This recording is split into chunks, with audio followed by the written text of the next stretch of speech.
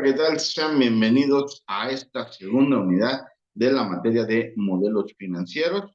Vamos a iniciar con lo que nos corresponde a esta parte teórica, en la cual vamos a abordar propiamente lo que son los modelos, los diferentes conceptos de los modelos y vamos a entrar hablando propiamente de lo que corresponde a la estructura de lo que serán los modelos financieros en la parte de Excel.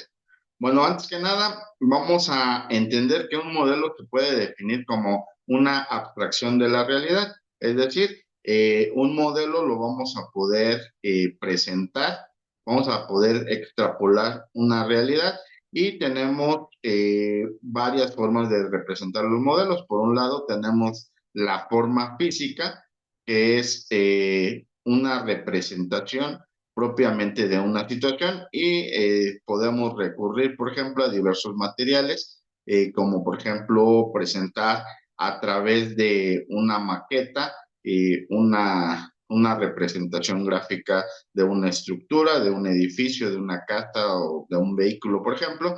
Entonces estamos hablando de lo que sería un modelado físico, además de que podemos utilizar obviamente otra serie de materiales, ¿verdad? Por el otro lado tenemos lo que son los modelos análogos que se representan a través de relaciones de diferentes componentes y bajo esa premisa podemos entender que se puede representar, por ejemplo, a través de una serie de mapas que están representando diferentes estructuras o situaciones. Podemos hablar de carreteras, podemos hablar de ciudades o de diferentes conceptos propiamente que se pueden plasmar en esta situación, ¿verdad? En una parte cartográfica, por llamarlo así, y que bueno, ese es un tipo de modelaje diferente al primero, ¿verdad? Y finalmente tenemos lo que son los modelos simbólicos, que son los que nos atañen a nosotros, que tienen que ver con una realidad abstracta y que se representan a través de variables que están relacionadas matemáticamente, de tal manera que se pueden cuantificar los resultados de esas relaciones. Y bueno, ahora sí, lo que nos corresponde, pues obviamente, pues sería hablar propiamente de un balance general de una compañía que sin ser la empresa propiamente, la representa y permite llegar a conclusiones sobre la situación actual y las perspectivas de esa empresa, ¿va? Entonces, ese finalmente es el tipo de modelo que nosotros vamos a estar utilizando para el caso de nuestra materia. Y bueno, vamos a ver, a darle lectura a lo siguiente. Dice que un modelo financiero es la representación simbólica de situaciones empresariales. Por ejemplo, la siguiente expresión es un modelo financiero donde nos dice que CP es igual a MP más MO más TIF, ¿verdad? Y se puede leer como el costo de producción es igual a las materias primas más la mano de obra más los costos indirectos de fabricación y cada uno de estos componentes de esta expresión a su misma vez puede ser un modelo, ¿verdad? ¿Por qué? Porque, por ejemplo, el costo de materia prima va a depender del precio de la compra, de la cantidad consumida, de las unidades producidas, etcétera. Y por su parte, el precio de compra de la materia va a depender también de la época del año, del proveedor y así sucesivamente con cada una de estas variables.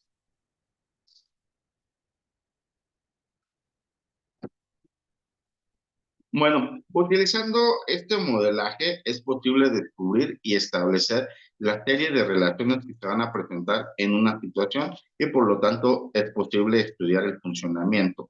Sin embargo, es muy importante mencionar que no es posible estandarizar los modelos financieros para todas las situaciones, ya que cada negocio tiene componentes diferentes o se relacionan de manera muy diferente o viven circunstancias distintas, ¿verdad? Entonces, obviamente, aunque la intención es crear un modelo para que nos sirviera como generalización. La realidad es que muchas partes de ese modelo en ocasiones no van a ser aplicables. ¿Por qué? Porque, bueno, tiene que ver a veces con los costos de producción, con los costos de mano de obra que van a diferir de un lugar a otro, con la cantidad de impuestos que se pagan entre un lugar y otro, aunque más o menos están estandarizados los impuestos dentro del país. Cabe mencionar que en las zonas fronterizas la cantidad de impuestos es diferente, ¿verdad? Entonces, bajo estas circunstancias y bajo estas premisas, pues obviamente los modelos financieros que vamos a utilizar van a ser diferentes unos de otros, al menos que estuviéramos hablando de la misma empresa, del mismo rubro y obviamente pues de la misma situación, ¿verdad? Bajo las mismas circunstancias y premisas. Pero bueno, pues como eso no es posible, los modelos financieros van a ir cambiando. Entonces, de ahí la importancia de entender esta situación, de que aunque vamos a ver en el transcurso de esta materia la creación de un modelo financiero, realmente lo importante es conocer cómo lo puedes aplicar a la empresa en la cual estás inmerso, en la cual laboras, o si es tu propia empresa, cómo vas a aplicar ese modelo. ¿Qué cosas vas a quitar y qué cosas vas a agregar? Porque seguramente algunas variables no las vas a contemplar y algunas variables que no se contemplan dentro de los ejercicios o de los ejemplos que te van a mostrar, pues obviamente tú debes considerar, ¿verdad? Y eso obviamente tiene que ver pues propiamente con el desarrollo del modelo propio de la empresa donde estés inmerso. Bueno, vamos a hablar ahora de lo que son las variables. Las variables son los componentes de una situación y, sin embargo, un modelo se debe desagregar solo hasta el nivel que el buen juicio y las circunstancias lo requieran y lo exijan. Es decir, la menor cantidad de variables posibles que puedas manejar sería lo ideal, porque entre menos variables, pues obviamente es más fácil acceder a los resultados. Sin embargo, cabe mencionar que hay, de acuerdo a la situación y al modelo financiero del que estemos hablando, pues vas a necesitar incluir una serie de variables que, como te comentaba hace unos minutos, generalmente no podríamos estar mencionando dentro de los ejemplos, ¿verdad? Entonces, si tú consideras que esas variables son importantes dentro de tu modelo, pues obviamente hay necesidad de integrarlas y agregarlas, sobre todo si tienen repercusiones fundamentales en el desarrollo del modelaje. Bueno, dentro de las variables tenemos lo que son variables elementales o de entrada y son aquellas que van a partir de un valor original y que nos van a servir para poder introducir los valores al modelo. Las variables elementales de decisión son aquellos elementos de la situación que están bajo el control de quien toma las decisiones y por lo menos se supone que en teoría les puedes asignar el valor que se desea con la intención de apreciar los efectos los efectos de las decisiones sobre estos valores, ¿verdad? Y, por ejemplo, podemos hablar del precio de venta de un producto, podemos hablar de la cantidad de obreros que se van a contratar en una empresa, por citar algunos ejemplos.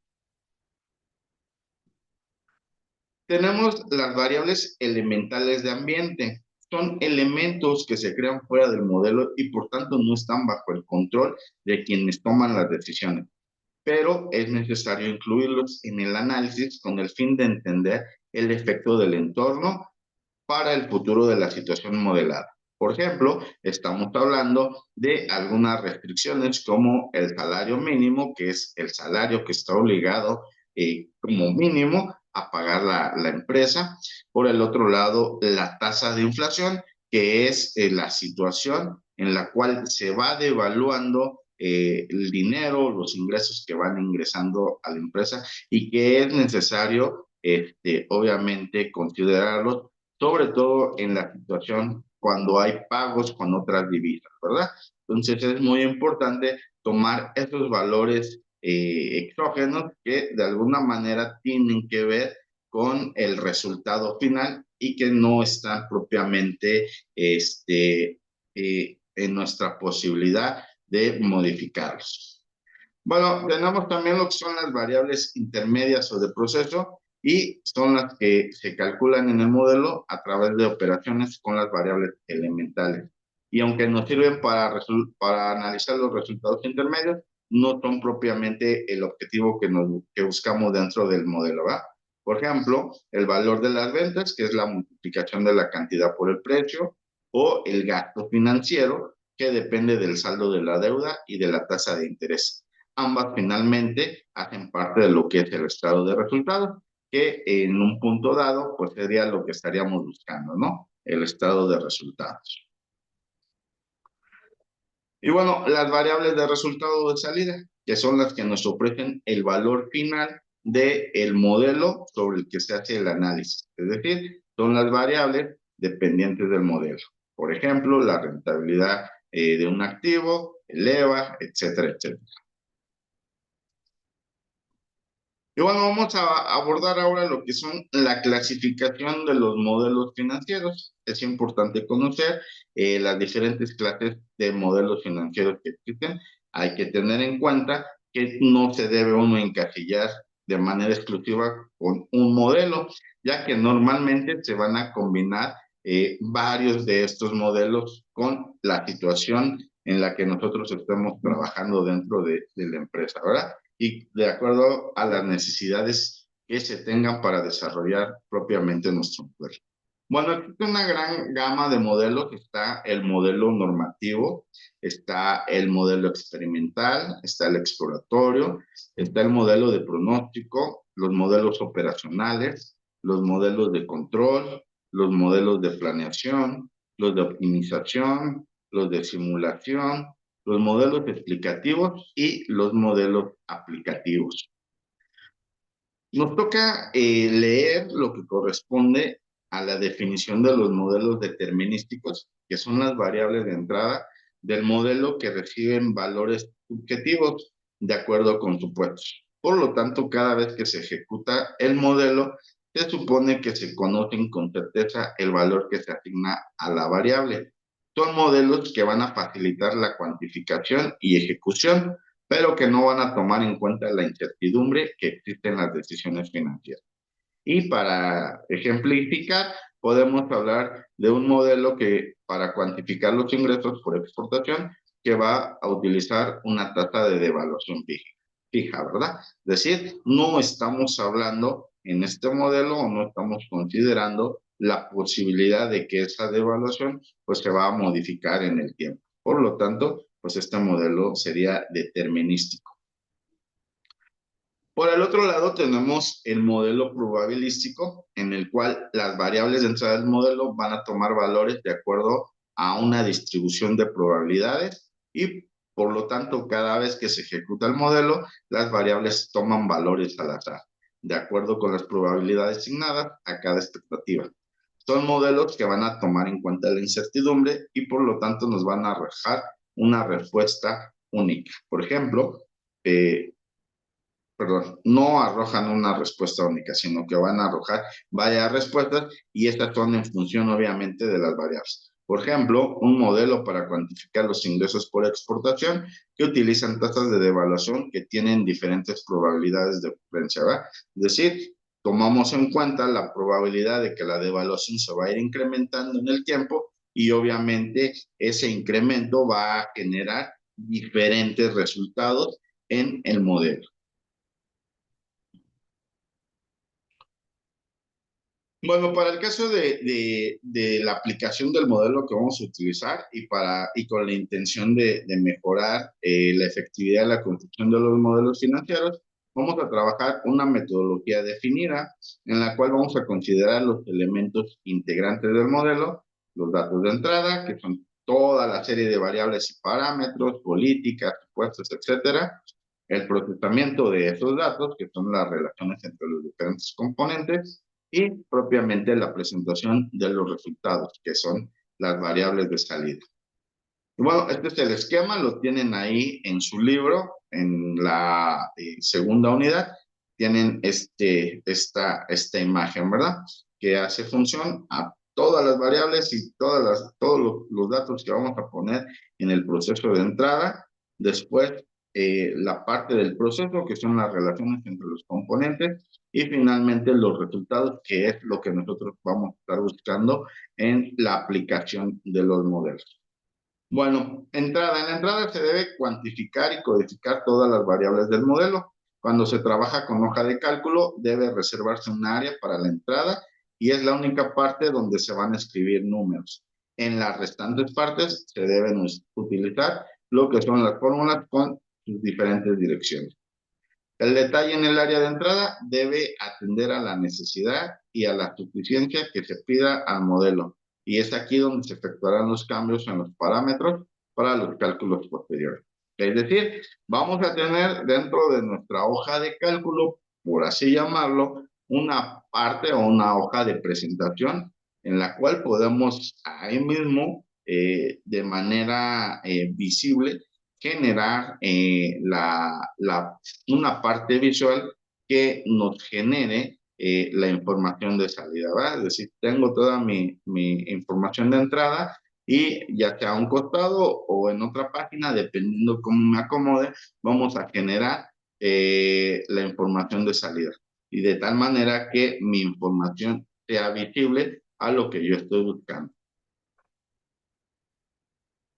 La parte de procesos se refiere a establecer las relaciones entre las variables del modelo y dado que todo se ha cuantificado, las relaciones serán matemáticas. En la hoja de cálculo será un área donde se ejecutan los cálculos para resolver el modelo, siempre utilizando las fórmulas que emplean la dirección donde están escritos los parámetros y variables. Entonces, dentro de nuestra hoja de cálculo, generalmente en la parte inferior o en una siguiente hoja, podemos agregar toda la parte de fórmulas donde se van a estar ejecutando toda la serie de procesos de nuestro modelo financiero, ¿verdad? Y pues finalmente la parte de salida, ¿no? Que esa la podemos ver, ya sea como lo he mencionado, a un costado de donde están nuestros datos de entrada o en una hoja independiente con donde se nos van a presentar la serie de resultados que nos arroja el modelo y los cuales deben ser medidos, ¿verdad? Es decir, estamos hablando de lo que son los promedios, los gráficos de dispersión, etcétera, ¿no? Esto con el fin de apoyar la toma de decisión. Normalmente suelen ser pocos valores y van acompañados de gráficos que sirven de base para la evaluación financiera de los resultados. Entonces, normalmente nosotros buscamos un número pequeño, un número que nos diga la cantidad. Por ejemplo, si estamos hablando de ventas y queremos hacer una proyección de ventas, 3 años, por ejemplo, entonces hacemos nuestro modelo, incluimos toda la parte de todas las partes que corresponden a esas ventas, todas las variables que consideramos necesarias, este, algunas las vamos a poder omitir, algunas otras no, y realizamos nuestro proceso. El modelo nos va a generar un número, el cual podemos programar para que nos genere también una gráfica de tendencia, ¿va? Y pues obviamente como lo que nos interesa de manera general es un incremento en las ventas, pues si es un número similar al que ya tenemos actualmente, pues obviamente estaríamos en condiciones de tomar una decisión diferente hacia ese producto, por ejemplo, ¿verdad? Entonces, eso sería como la situación del resultado. Bueno, ahí en el libro también viene esta imagen que es propiamente los datos de entrada. En esta parte estamos hablando de un crédito en el cual se agrega la parte del valor de crédito, el plazo, la tasa de interés, el tipo de cambio inicial y la tasa de devaluación, en este caso nos da la tasa de devaluación anual, ¿verdad? Todo esto, pues obviamente son los datos de entrada, que es con los cuales nosotros vamos a realizar nuestro proceso y vamos a crear nuestro modelo, ¿verdad? Que es la ventaja de crear este tipo de modelos es que si la cantidad de crédito aumenta o disminuye, pues nosotros podemos modificar en esta parte de datos de entrada esos valores y ya no tenemos la necesidad de estar volviendo a crear este otro modelo, ¿verdad? Con esa situación. Luego viene la parte de proceso, que son las operaciones que se van a hacer con las diferentes variables y que en esta instancia, en esta ocasión o en este ejemplo, nos está pidiendo calcular el interés periódico y lo que es la devaluación del periodo, ¿verdad? Entonces aquí empezamos ya con la parte de los procesos a realizar propiamente lo que son las operaciones y finalmente nuestros datos de salida, que en este caso son lo que queremos obtener, son las cuotas que se pagan de manera mensual o bimestral o de acuerdo al tiempo en el que se vaya a pedir esas cuotas, ¿no? Entonces tenemos que para el caso de los dólares, pues no va a cambiar.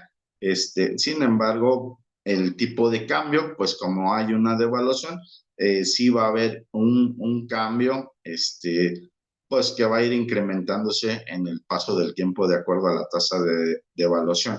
Y obviamente en el primer pago vamos a realizar una cantidad inferior a la que estaríamos haciendo al final del periodo, esto pues obviamente por la situación del valor, ¿verdad? Que es básicamente la proyección que estamos haciendo con nuestro modelo y que, bueno, va a tener que ver también con la tasa de devaluación que esté vigente en ese momento dentro de nuestro país. Bueno, tanto en el proceso como en la salida, las celdas van a contener fórmulas y no valores absolutos. Este enfoque de sistema es lo que se conoce como un análisis estructural, según el cual se buscan encontrar un resultado que es propiamente la parte de salida, aplicando operaciones matemáticas a las relaciones, es decir, a los procesos que se presentan entre las variables elementales, que es la parte de entrada. Y para construir un modelo utilizando este enfoque, se sigue la siguiente serie de pasos. Primero que nada, hay que identificar los elementos de la situación, es decir, conocer todas las variables elementales del problema, tanto de decisión como ambientales. Es decir, en esta situación que hemos presentado, las variables de decisión es la cantidad de préstamo que hemos tomado y las ambientales podría ser el interés que nos va a cobrar la institución financiera y también la tasa de devaluación, porque no está en nuestras manos cambiar esa tasa de interés y tampoco la devaluación. La tasa de interés podríamos hacer una situación o podríamos hacer una búsqueda, por ejemplo, de otra institución financiera que nos cobre un interés inferior, ¿verdad? Y esto sería donde podríamos modificar un poquito, pero es únicamente bajo esta premisa. El siguiente punto es identificar las variables de resultado y los indicadores que se van a utilizar para medir el logro de los objetivos, es decir, qué es lo que estamos buscando, ¿verdad? En el caso del ejemplo, pues estamos buscando cuánto vamos a pagar de las diferentes anualidades. El siguiente punto es conocer cómo se relacionan las variables unas con otras, es decir, cuál es la afectación, cómo se va a dividir el préstamo, en cuántos meses, cuánto vamos a pagar de interés, qué interés vamos a pagar, si es un interés compuesto, un interés simple, en fin, todas las condiciones que nosotros debemos conocer para ir elaborando nuestro modelo. El siguiente punto es determinar cuáles son las variables clave. Este es uno de los puntos más importantes, ya que es la base de los análisis para que los análisis que se hagan en el modelo, ¿va? Entonces, nos referimos aquí puntualmente cuáles son las variables que vamos a utilizar, cuáles son las variables que tienen efecto realmente sobre la situación que nosotros estamos abordando, ¿verdad? Entonces, tiene que ver, regresamos al ejemplo, va de nuevo con la parte de el monto de crédito, la tasa de interés, el periodo en el cual vamos a estar utilizando ese respectivo préstamo financiero y luego lo que viene a ser la tasa de devaluación, viene también la serie de operaciones que tienen que ver, pues obviamente, con la realización de este modelo, ¿verdad? Entonces, una vez que conocemos todas estas relaciones, pues ya estamos en condiciones de seguir avanzando con el siguiente punto, que es asignar valor a todas estas variables, tanto a las de decisión como a las ambientales, y dependiendo de los estudios y pronósticos que se hayan adelantado, ¿verdad? Y finalmente, pues tenemos la parte de desarrollar el modelo construyendo relaciones matemáticas entre las variables hasta llegar a las variables de resultado, que es lo que nos interesa. Bueno, finalmente, el producto de un modelo financiero es una serie de salidas expresadas en función de variables intermedias y de resultados que se utilizan para analizar una situación empresarial que se puede generalizar con la siguiente expresión. Y el sufijo 1 es igual a f o a función de x, sufijo 1, 2, 3, etcétera, hasta sufijo a la n. Quiere decir que la variable dependiente va a estar en función de las variables independientes que tengan que ver con propiamente el desarrollo de ese modelo. Y tenemos un ejemplo en el cual la utilidad bruta de ventas depende en primera instancia de la cantidad de vendida, que esa sería una variable independiente, del precio de venta, que es otra variable, de las cantidades de materias primas que se utilizan por unidad producida, del precio de las materias primas, del salario de mano de obra directa y etcétera, etcétera. ¿Va? Todos los rubros que tenemos que contemplar en el modelo, pues obviamente están aquí condensados en esta forma. Bueno, pues con esto estamos concluyendo prácticamente con lo que corresponde a la parte teórica en la cual abordamos lo que son los modelos, los diferentes tipos de modelos. Abordamos también lo que es la parte de las variables que corresponden a los diferentes modelos, y en este caso hablamos de un análisis estructural, que es con el que vamos a estar trabajando en el modelado de nuestro ejercicio que vamos a estar realizando, nuestro ejercicio ejemplo que vamos a realizar. En nuestra siguiente cápsula vamos a hablar ya propiamente de Excel, lo que corresponde primeramente a lo que son la serie de tablas y lo que son las fórmulas, ¿verdad? Entonces, en nuestra siguiente cápsula vamos a estar abordando esa parte, y ya en nuestra clase sincrónica estaremos abordando propiamente lo que sería el desarrollo de el ejemplo del modelo financiero. Bueno, pues que estén muy bien. Espero que esta información de la que hemos hablado hoy les sea útil. Cabe mencionar que toda esta información se encuentra disponible en el libro digital, y tenemos un apartado por ahí que se los voy a hacer llegar también en los apuntes digitales. Básicamente es la misma información que hemos tratado, pero la intención obviamente es que todo esto quede muy claro y muy entendible para cuando nos vamos a la práctica entiendan de dónde sale toda la parte del modelado y pues obviamente para qué nos va a servir ese modelo, ¿verdad? Bueno, que estén muy bien, hasta pronto, les deseo lo mejor y nos vemos en nuestra siguiente cápsula o en nuestra clase presencial. Hasta pronto.